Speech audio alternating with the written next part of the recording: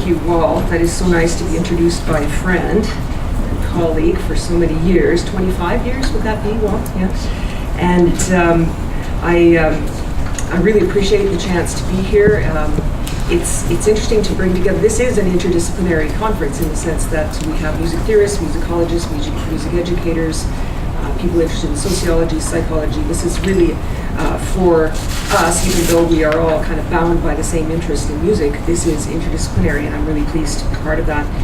Following on the heels of Ruth's very thoughtful reflection last evening, I would suggest to you that popular music education can also mobilize analytic exercises and approaches, and that's a way to develop cultural literacy as well. So Ruth's models for different performative opportunities for students, I would say, we can also get a lot of ground and a lot of traction just by conducting analysis with our students too.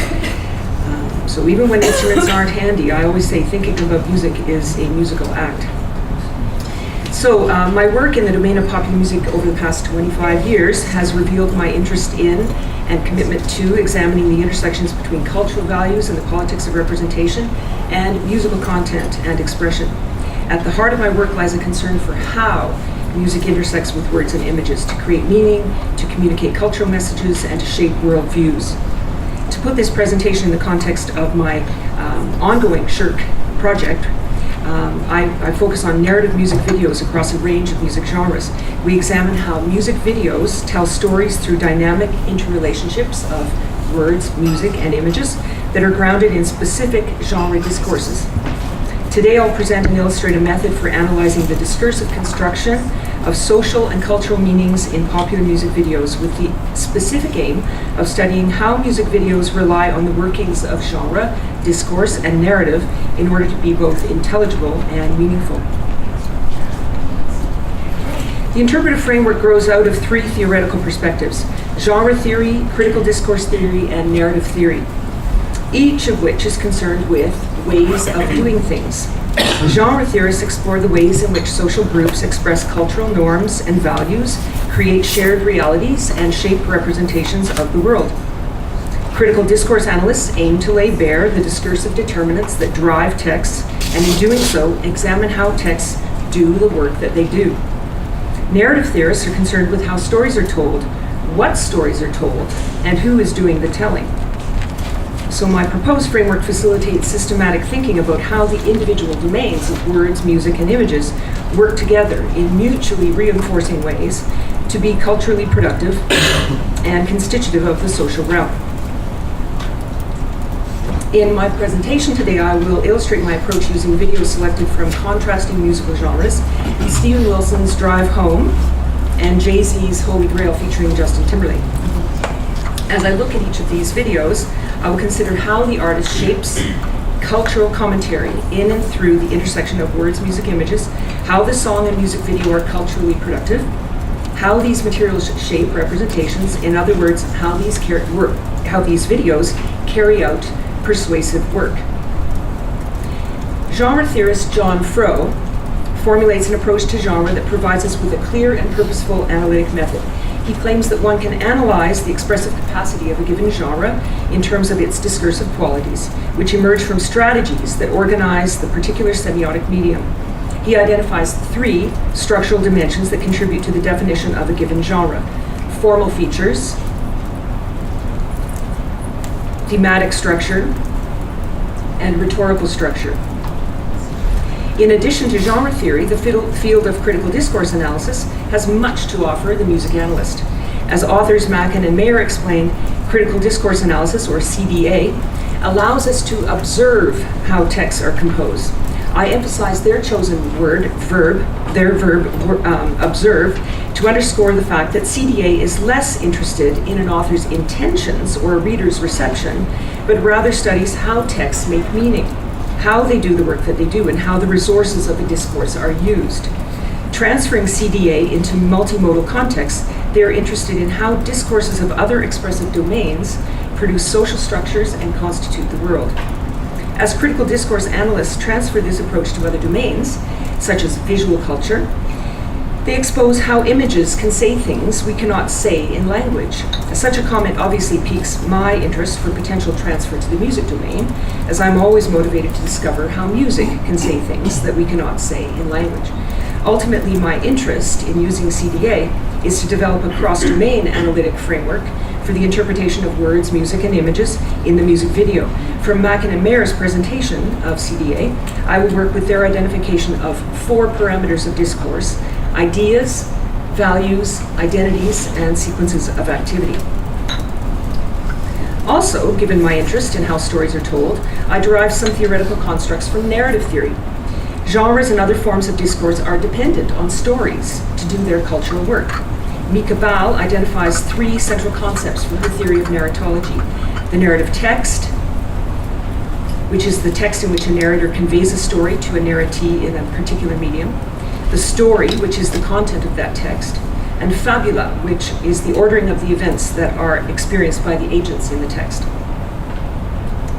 So I synthesize these analytic categories into 5 generalized parameters, all of this deriving from these 3 references I've just made.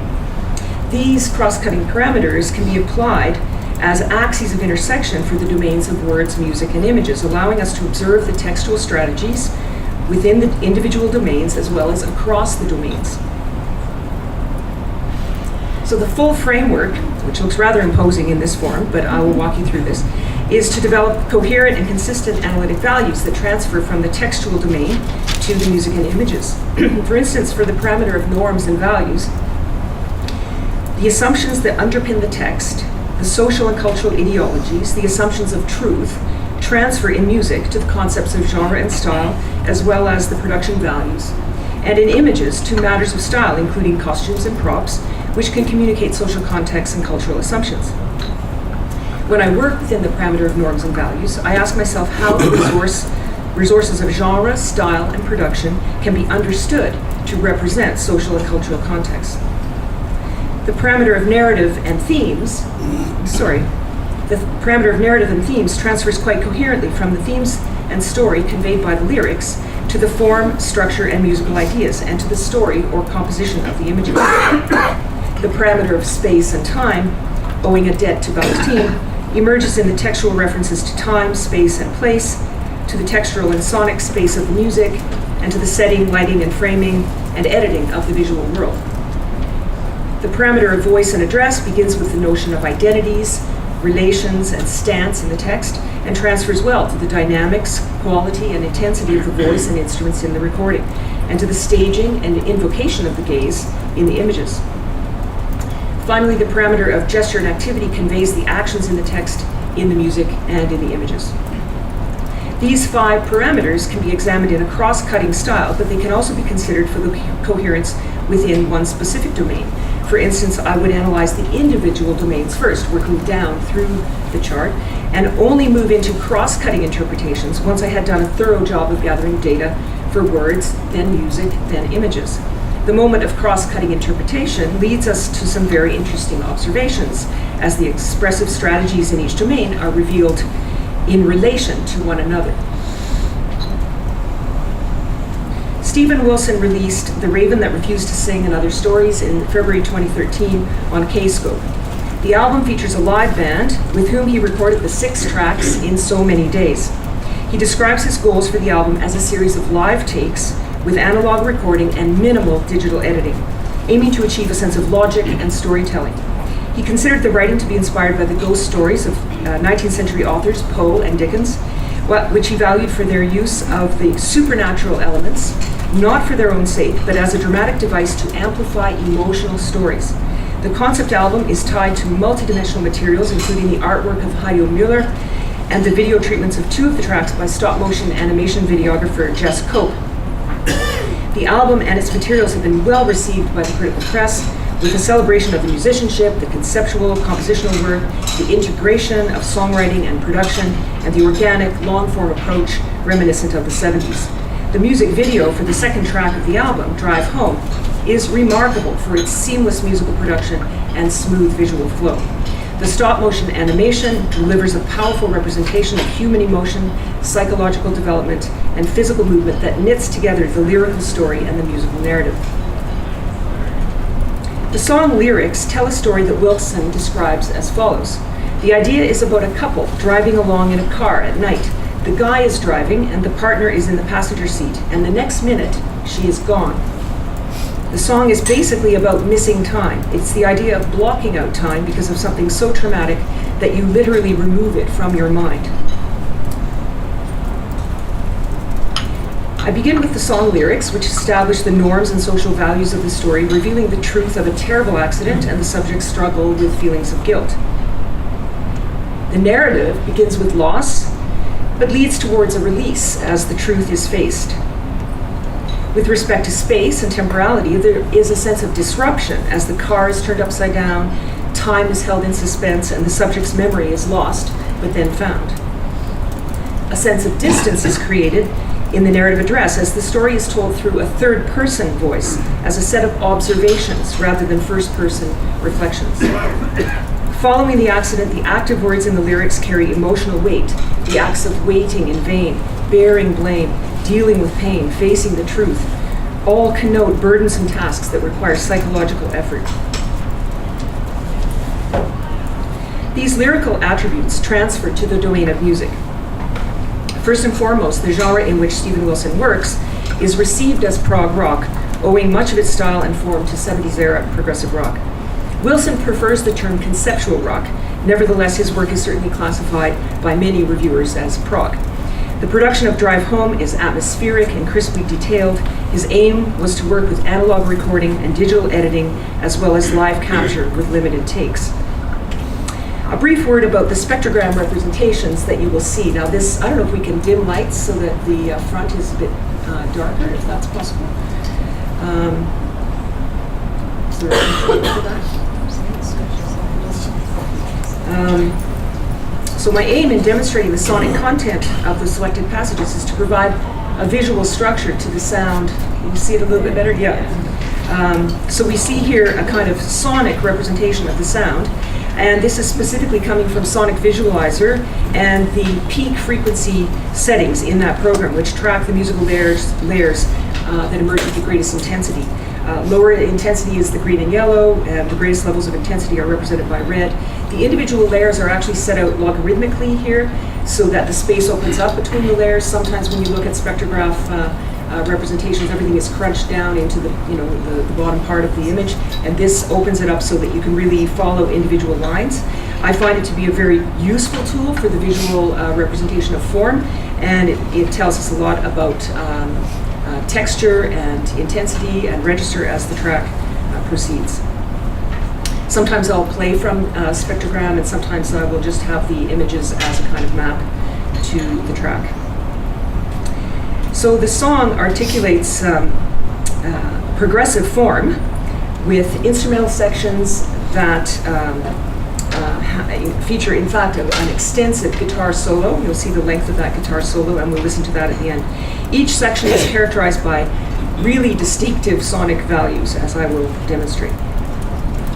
The richly varied arrangement is characterized by its breadth and depth of sonic field, the clear placement of individual layers, and a wide dynamic range. In fact, a DR factor of 14 for those of you who are interested in that.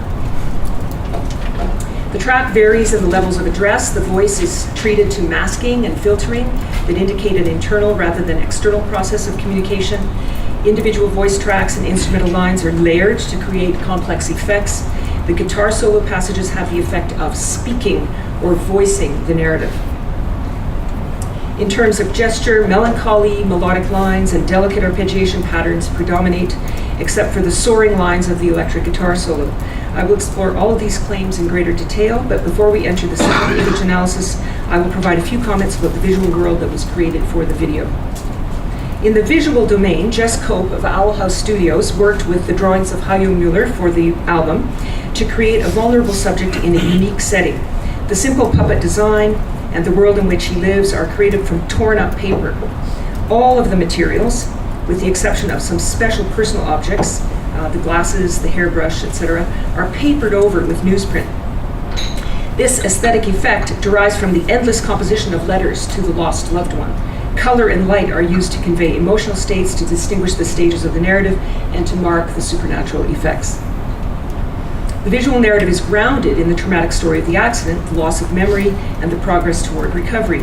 The supernatural occurrences lead to a second accident, a fall into the water, triggering the cathartic return of memory. The 2D scenes of the video were made from cutout puppets that were animated on a glass plane. Backlighting creates a perception of depth in the background setting. Some of the lighting and water effects were added in post-production, as for instance when the light hits the subject's eyes leading to the accident. The story unfolds in a number of physical spaces: the car on the road, the pier at the water's edge, the inside of the subject's home, and finally, underwater.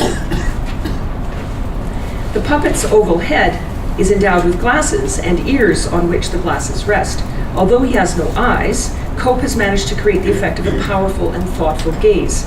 The reflection in his glasses of the shadowy figure or the fire of the accident communicate to the viewer that what he is seeing and experiencing.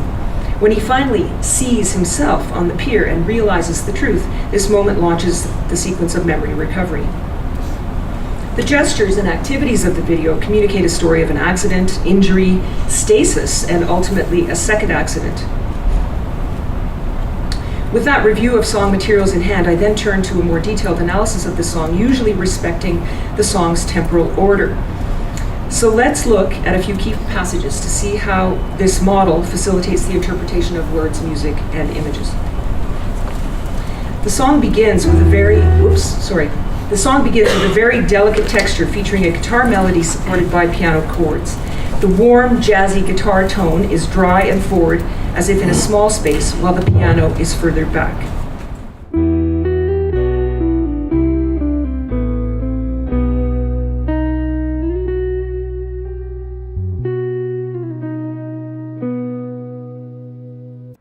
The depth of textural space in the music, forward guitar and distant piano, maps onto the depth of the visual space in both the water sequence and the car sequence. Jess Cope used multi-planing animation to create foreground, middle ground, and background layers to suggest a 3D texture. The necklace is attributed a 3D design, thus bears a particular visual significance. The guitar at the very front of the texture seems to trace the fall of the locket to the water's floor and then to convey us to the scene in which the subject and Lucy are driving in the car.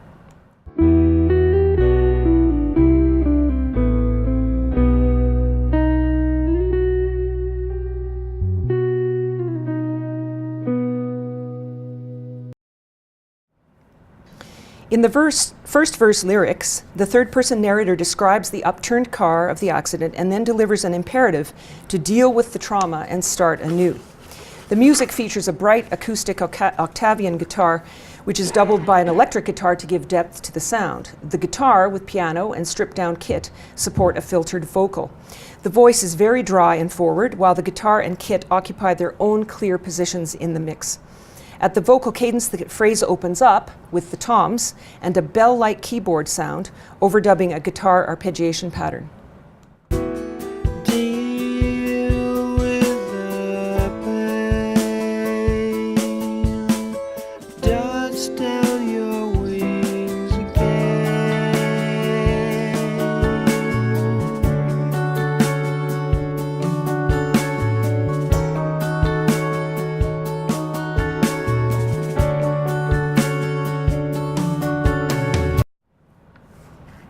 Wilson's filtered vocal maps onto the visual presentation of the subject driving his car. The opening up of the musical texture and the motion of the guitar arpeggiation intensifies the emotion of the subject as he sees a shadowy figure at the water's edge and the empty seat beside him where Lucy had been sitting, while his thoughts race to understand what has happened.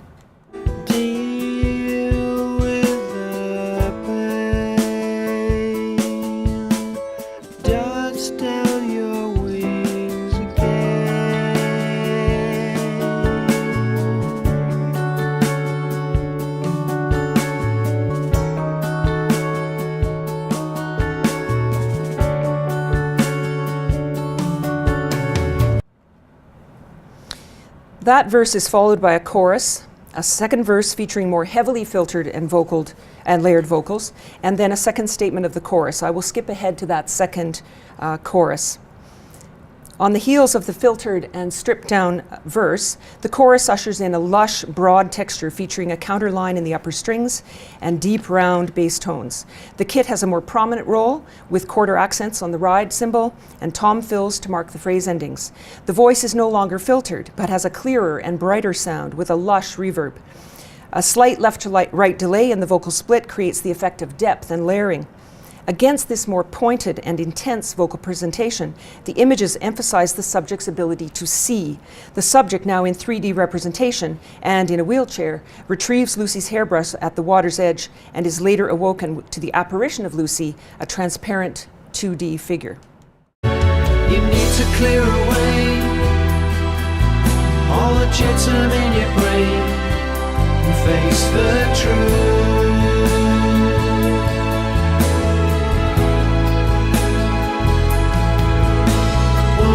Make amends, but while the darkness always ends, you're still alone. So try on.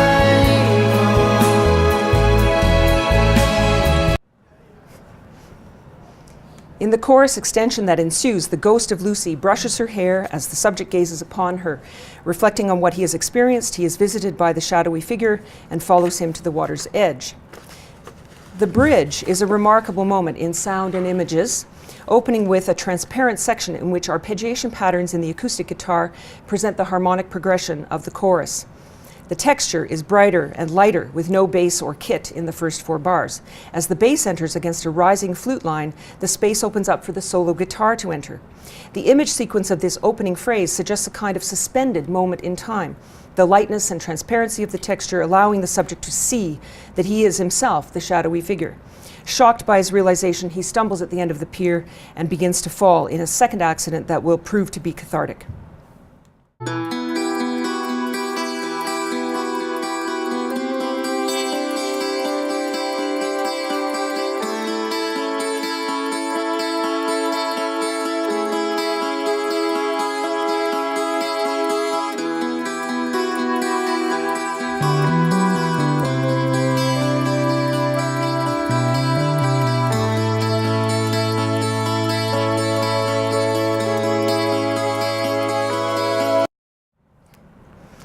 The guitar solo that ensues is characterized by an intensity and a breadth of field. The LaRose classic jazz guitar with sustainiac pickup provides a florid legato and blended sound without the characteristic decay and transience of the guitar. String bends and glissandi further contribute to the smoothness of the line. The kit re-enters with a cymbal roll into bar 1. We hear the strong kick on 1, the syncopated kick on 3, and a powerful reverberant backbeat snare that is right on the beat. The subject's fall is timed very carefully with these musical gestures. The rising gliss emerges over the acoustic guitar, suspending our sense of time. The kick drum and guitar accentuate the downbeat when he strikes the water, and the powerful backbeat snare hit articulates the resulting splash. As the memory sequence begins, the sustainiac gestures are timed to the images of the moments leading up to the accident.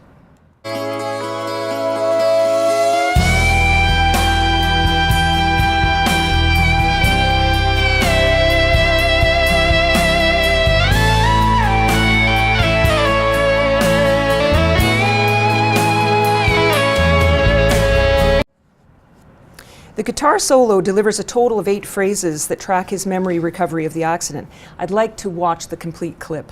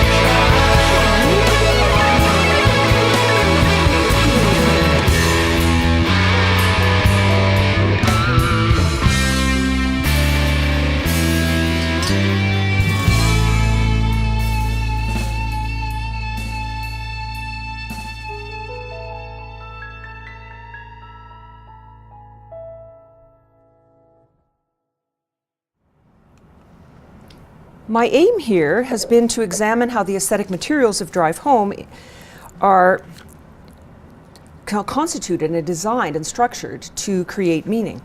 At the level of discourse analysis, we can draw many connections between and among the parameters I've brought forward. With respect to the social norms that are established, the subject's struggle with the truth is set musically within the genre of conceptual rock, allowing for an atmospheric arrangement. Visually, the vulnerable subject is placed within an animated and surreal world in which his psychological development is the focus. The narrative of loss leading toward release is developed carefully in the progressive form and expansive guitar solo. The video grounds this narrative in the psychological consequences of the accident and the cathartic moment of memory recovery. The disruption of space and time and the loss of memory are conveyed musically in a lush, detailed and dynamic sonic space, and visually in the treatment of perspective and temporality. The distant third-person address creates the sense of an omnipresent narrator who has the power to observe and comment on the subject's situation. Although the voiceover delivery suggests a distance between the narrator and the subject, it is when the guitar speaks that the subject comes to an understanding. Visually, the guitar solo is tied to images that invoke the concept of seeing or gazing. The weighty emotional actions of the lyrics are conveyed musically as melancholy lines, guitar arpeggiations, and the soaring guitar solo. Visually, the traumatic car accident and failed rescue lead to a long period of stasis. I'll move on now to a second example.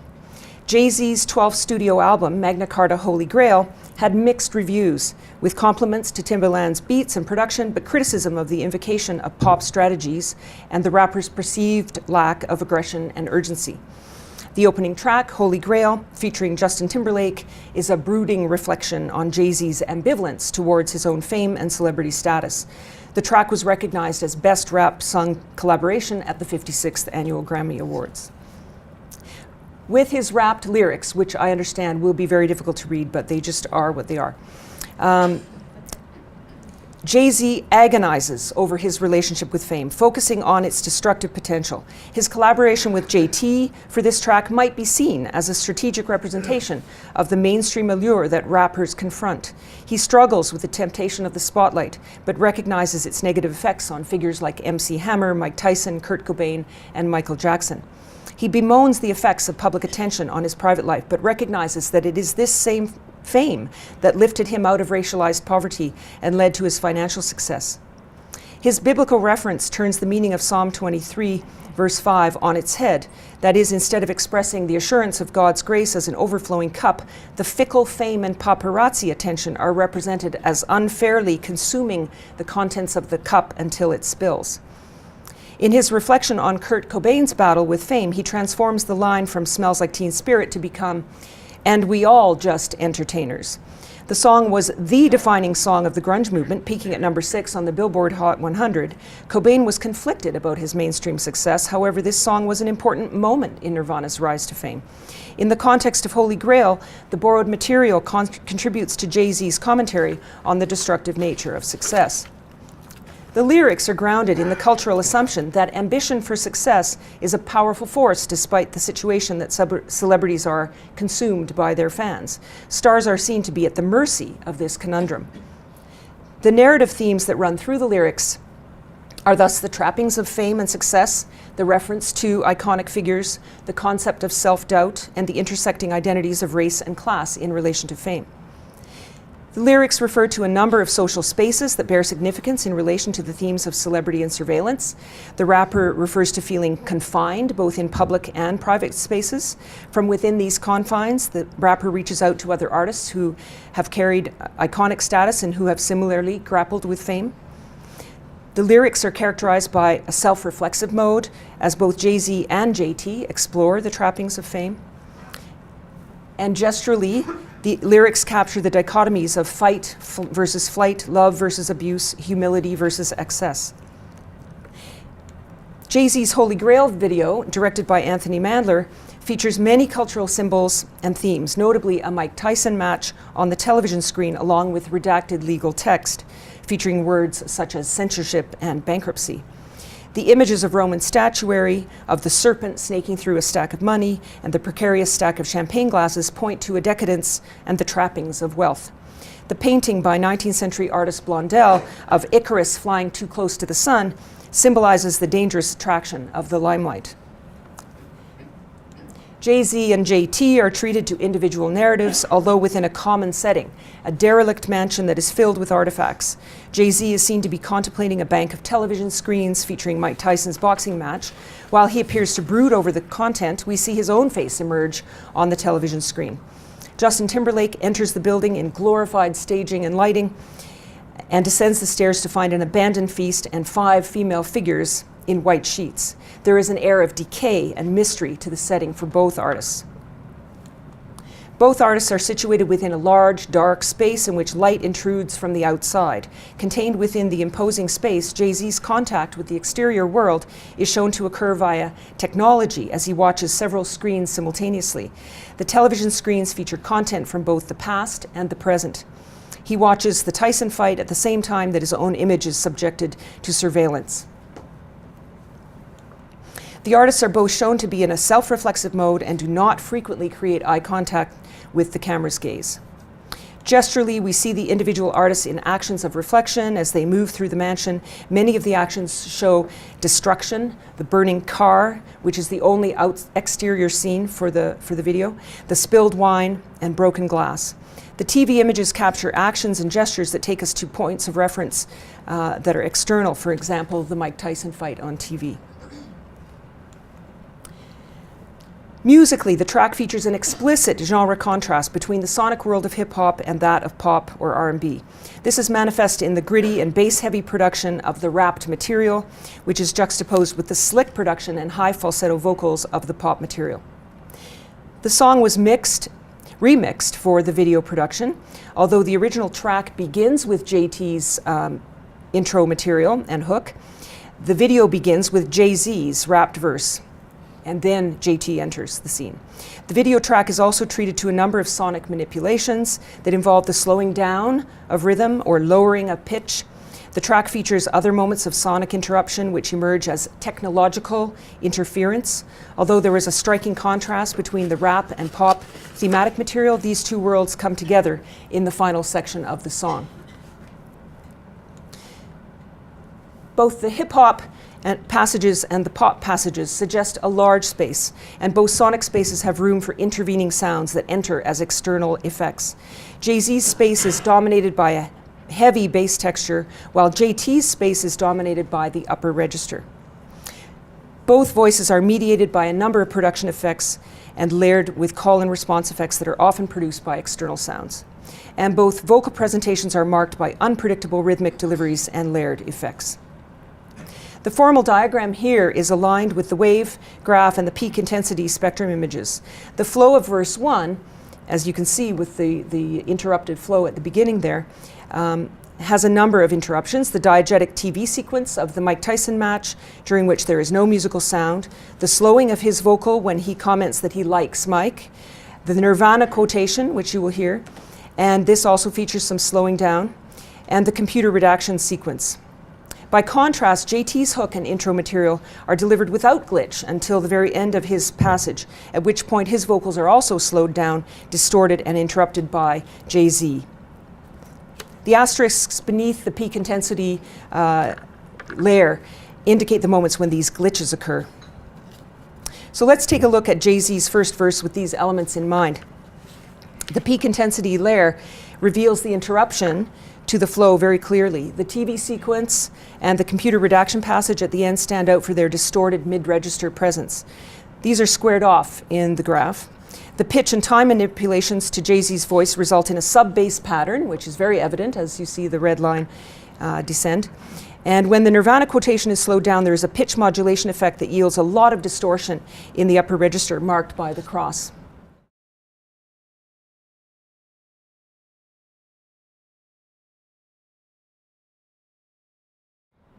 During his rap, Jay-Z's voice is clear, enhanced with reverb, supported by a classic 808-style kick, snare, and ticky hi-hat. His voice and the backing beat hold the texture together, while the production glitches and intervening gestures emulate the sonic fields of the other references. Although very brief, those interjections transport us to other sonic worlds. For instance, the TV passage that was based on authentic footage, and the Nirvana quotation, which emulates the spatial orientation, grainy sound, and chorused and split vocals of the hallmark grunge sound. When JT enters with the material that introduces the original song, his voice and the supporting piano are both dark, distant, and grainy. Delay effects and call and response gestures make the texture busy. The shift into the hook offers a striking change as the texture clears, becoming more intimate, closer, and drier, as if he's in a smaller space, and his highly saturated vocal is overdubbed with a lower harmonic layer.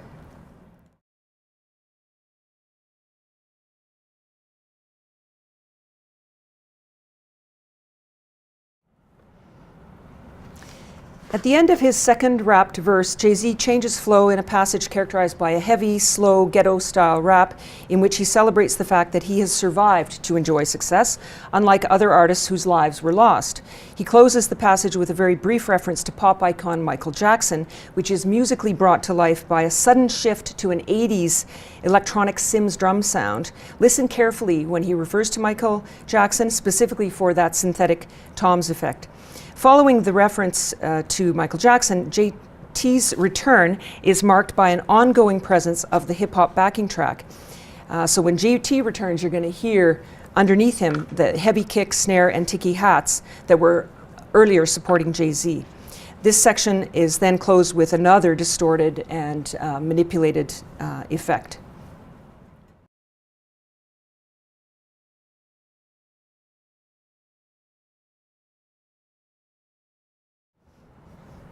So once again, my aim has been to examine the aesthetic materials of Holy Grail in order to understand how these are structured and designed to create meaning, to communicate cultural messages, and to shape a worldview. Summarizing the cross-domain parameters, we can draw many connections across words, music, and images. The brooding reflection on the destructive power of celebrity status is situated musically within an explicit genre juxtaposition of the worlds of hip-hop and pop, ultimately illustrating that both worlds are implicated in the challenges of fame, and situated visually within the trappings of excess and surveillance. Thematically, the lyrical self-reflection on fame and its effects on iconic figures is transferred to a musical juxtaposition of rap with pop in a form that is constantly interrupted with technological interference and references to other sound worlds.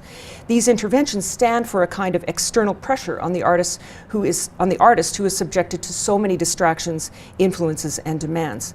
Visually, two parallel narratives reveal Jay-Z to be caught up with media representations and JT to be navigating the decadence of the pop world. The spatial and temporal parameter reveals repeated lyrical references to being trapped, with efforts to reach beyond the constraints of those trappings to make connections to other major celebrities.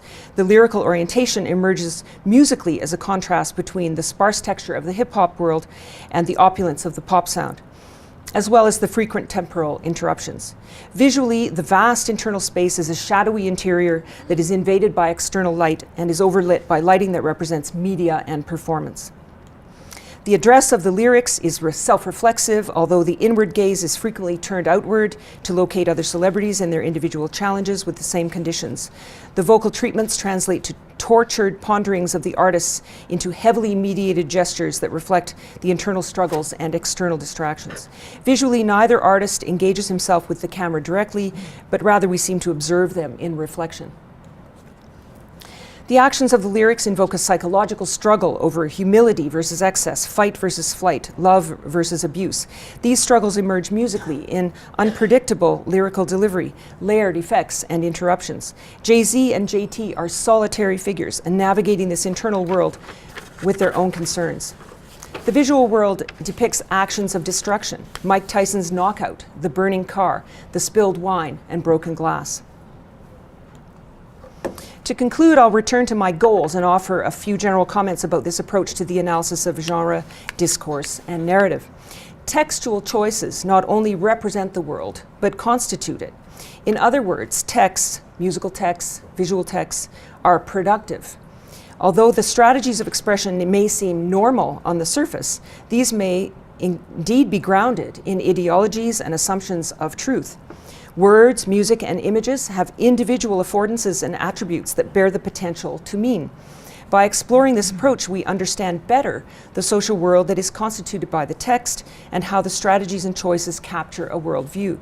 Transferring the concepts of discourse analysis to music and images, the goal is to reveal how these domains can communicate values and say things that might not be possible to say only in language. Thank you.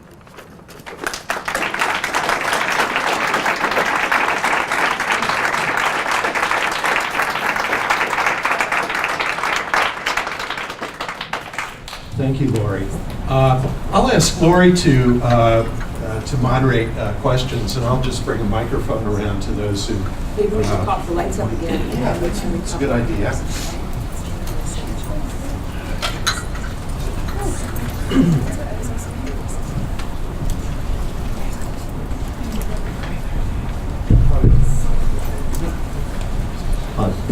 Thanks so much for this. You really have my respect with Jay-Z. Very nice. I'm wondering, I love to get deep in with like this sort of analysis with my students. I find though, I get into it with my students and then they'll look at me and go, well, it's just a cool video. How do you deal with that? Because in a way, everyone has their own viewpoint. How do you balance that if you're sort of presenting this to a class? Yeah. And if you go in deep and someone else has a different point of view, how do you balance that? I'm just curious. Yeah, especially the comment, it's just a cool video, or they don't really mean it, or these kinds of comments about intentions, right? And about reception too.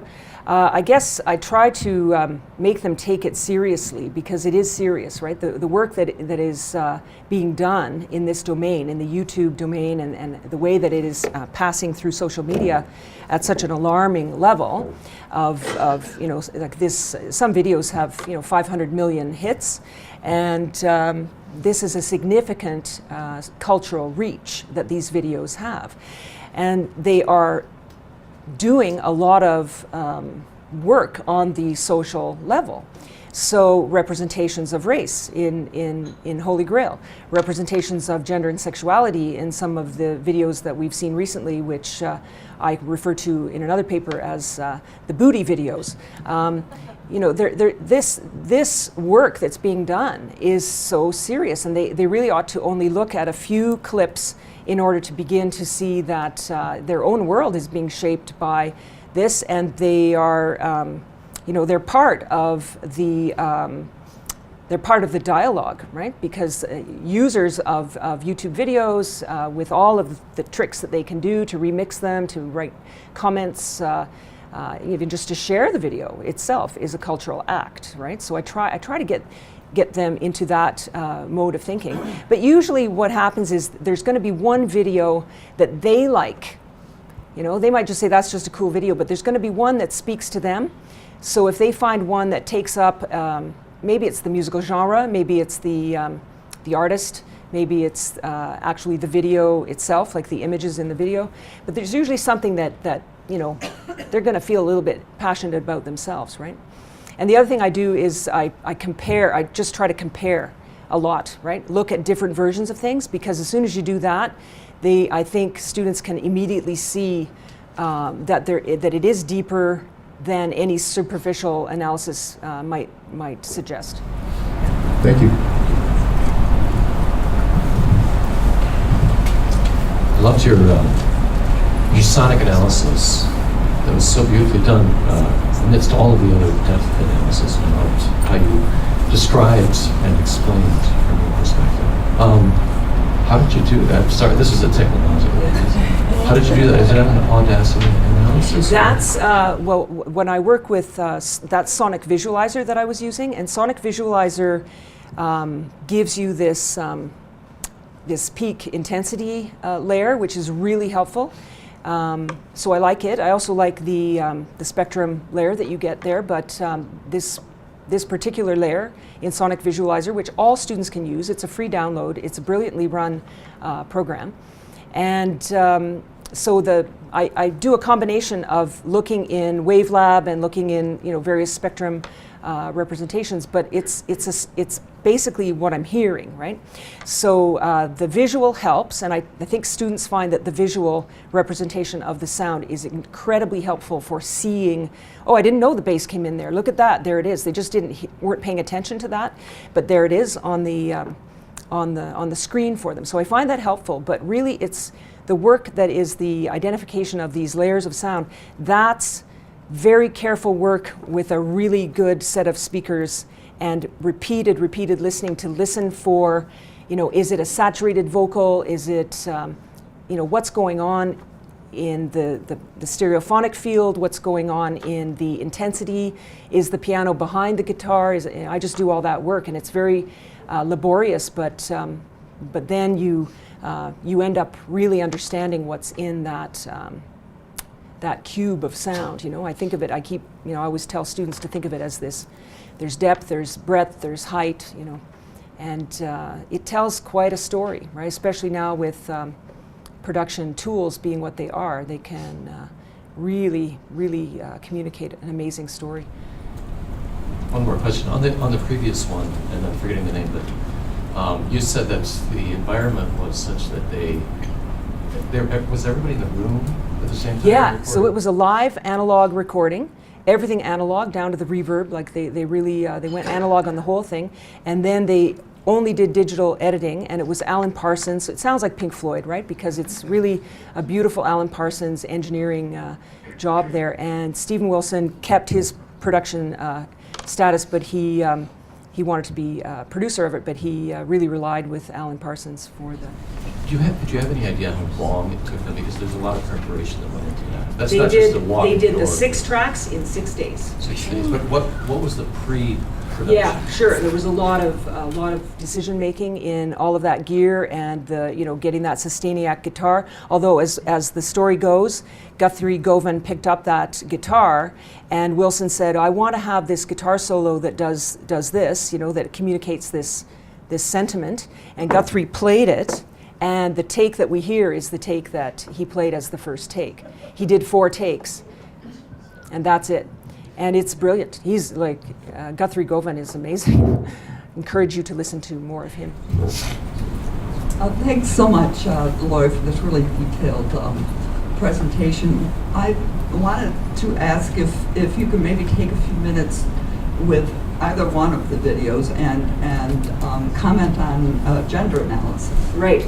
Well, they're both really interesting from that point of view. So what I first went to with the Stephen Wilson, he has been, in the last couple of albums, really exploring a kind of vulnerable masculinity. And the whole album, The Raven That Refused to Sing and Other Stories, these are all stories about a kind of masculinity that is vulnerable, in crisis, subject to negative influences, and so he's doing a really nice piece of work in allowing masculinity to be represented in these ways. And his most recent album is a very, very sad story of a woman in the UK who actually died in her apartment and was not found for many years, even though she had family and friends. So he took that actually gruesome story, very, very sad story, sad reflection on the world, and he wrote all of the songs for Hand Cannot Erase from the female voice. So again, he's a male artist who working in progressive rock, which is not exactly a genre in which men usually are willing to, show their crying side, right? But he's really showing a kind of experimentation with the representations of masculinity. And then, of course, with Jay-Z, we could explore that one too. And there, the intersection is gender, race, class so strongly, so clearly, and the juxtaposition of the black rapper and the white pop star is obviously a very strategic and deliberate design. Other questions?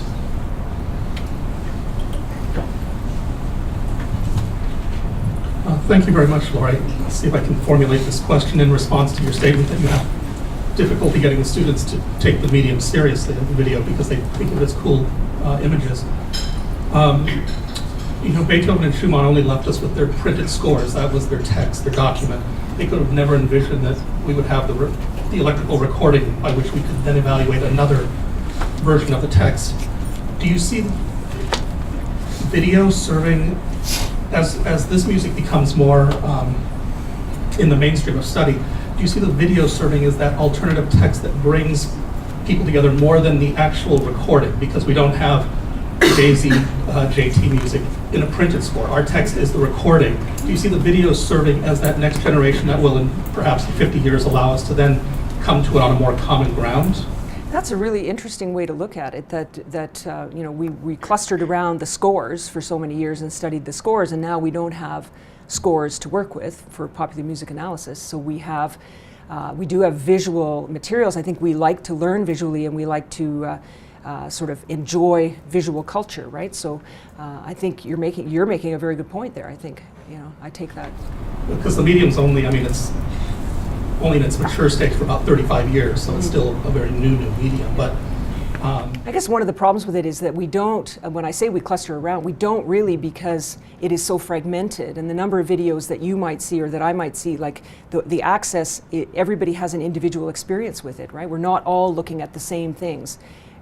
We look at the things we choose, and then we might be led to something else. So it's very hard to say that it's creating a common experience, because it's an incredibly fragmented media. But we certainly are finding, especially with the generation that has grown up with the computers and with the internet, it is a dominant culture for them. Right? It is a mode of being for them. Yeah. Can I just add one thing to that? If you want to get a score for any... second pause. As someone who arranges pop songs for jazz band, if you want to get a score for any pop song, it's quite easy. So if anyone want to analyze a pop score, it's quite easy. There's a variety of places you go on the internet and buy a score for a pop song that has all the inner lines, and so yeah, you can get a score for any of them. It's quite easy. Yeah. Other questions?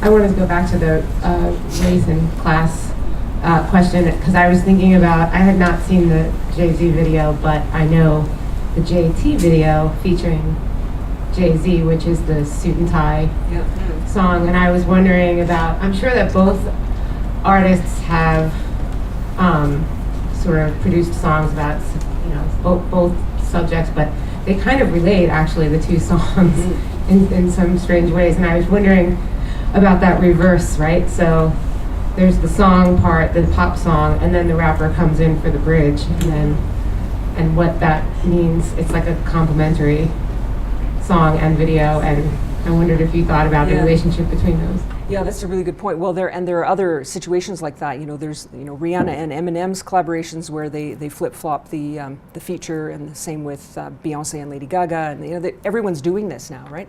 So this has become the new norm. Hip hop is featuring so much singing now, and there's such a shift towards this, not only collaboration with pop artists, but hip hop singing as well, right? The artists themselves singing, as we see with Kanye, and so there's an intertext here that you're referring to, which is incredibly complex and multi-layered, and I certainly dig into that, and in other papers I take that point of view to take the in fact, Holy Grail. That analysis is part of a bigger paper that I called Rap Gods and Monsters, because in the year 2013, a number of artists released tracks that referred to themselves as gods. And so there's Eminem's Rap God, the Kanye West album that Yeezus that has many tracks on it with a lot of biblical references and deification sort of strategies.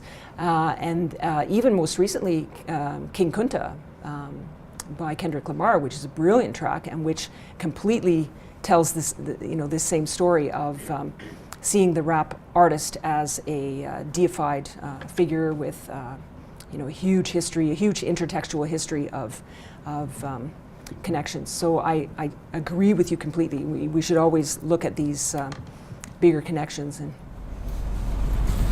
I know there are other questions. We'll have to save them for a private discussion. I've just been told. So let's all thank Lori.